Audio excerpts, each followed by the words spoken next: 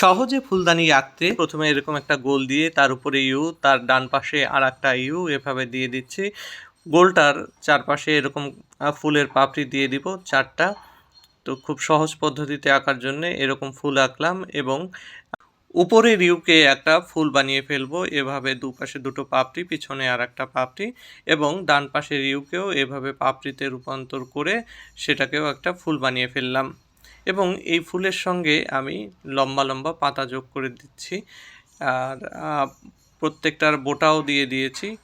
ফুলের বোটা থাকবে, পাতা থাকবে এবং এটা দেখতে সুন্দর লাগবে। আমি মোট 4টা পাতা দিয়ে দেবো, 3টা পাতা দেওয়া হয়েছে, আর দুটো ফুলের মাঝখান দিয়ে এরকম আর একটা পাতা সুন্দর করে এঁকে দিচ্ছি।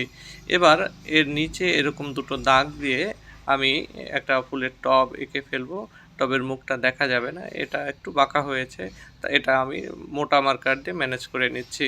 এভাবে মোটা মার্কার দিয়ে মোটা দাগ দিয়ে আমি সুন্দর করে একটা ডিজাইন করে ফেললাম। এরপরে এটাকে সুন্দর করে রং করতে হবে। প্রথমে আমি ফুলের রং করে নিচ্ছি, মাঝখানে লাল দিয়ে হলুদে, এবং অন্যগুলোর মাঝখানের অংশ যেহেতু দেখা যাচ্ছে না, হলুদ রং করে দিলাম। এবং পাতাগুলো আমি গাঢ় সবুজ এবং হালকা সবুজ দুটো মিশিয়েই করে নিয়েছি।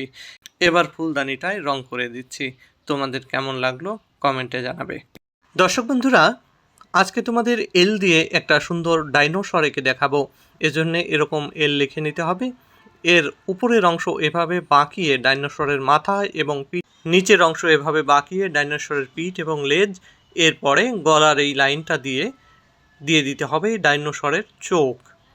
এরপরে সামনের একটা পা এভাবে ঘুরিয়ে এঁকে দিতে হবে এবং লেজের লাইনটা এভাবে টেনে এনে পেছনে আর একটা পা এভাবে এঁকে দিতে হবে। পায়ে নখ দিয়ে দিতে হবে পেটের লাইন। এবার ডাইনোসরের মুখটা এরকম জিগজ্যাগ লাইন দিয়ে করে পিঠের খাঁজ কাটা যে অংশগুলো থাকে সেটা সুন্দর করে এঁকে দিতে হবে। পিঠেরগুলো বড়, লেজেরগুলো ছোট।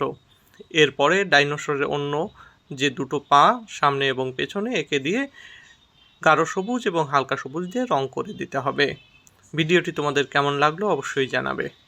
ছোট্ট সোনামণি যারা আপেল আঁকতে পারো না, তাদের জন্যে আজকের সি পদ্ধতিতে আজকের এই আপেল আঁকা শেখাবো। প্রথমে এরকম একটা সি দিয়ে নিতে হবে, উল্টা করে আর একটা সি অন্য চিটার কাছাকাছি এতটুকু ফাঁকা রেখে এভাবে আর একটা সি দিয়ে দিতে হবে। এর উপরের অংশের নিচে একটু এরকম একটা চাঁদের হাসি দিয়ে সেখানে একটা বোটা এঁকে দিতে হবে। এরপরে উপরের 2টা সি এভাবে যোগ করে দিতে হবে এবং নিচের অংশটা এরকম একটু বাঁকা করে উঁচু করে যোগ করে দিলে হয়ে গেল আপেল। এবার আপেলের গায়ে দুপাশে দুটো করে দাগ দিয়ে দিতে হবে। এই দাগ দেওয়ার পরে আমি লাল রং করে দিচ্ছি সুন্দর করে। কিছু জায়গায় আমি একটু ফাঁকা রেখে দিব, যেখানে লাইট পড়লে চকচক করে আপেলে সেই অংশটা রেখে দিলাম। এবার বোটায় আমি বাদামি রং করে শেষ করলাম। কেমন লাগলো আজকের আপেলটি জানাবে।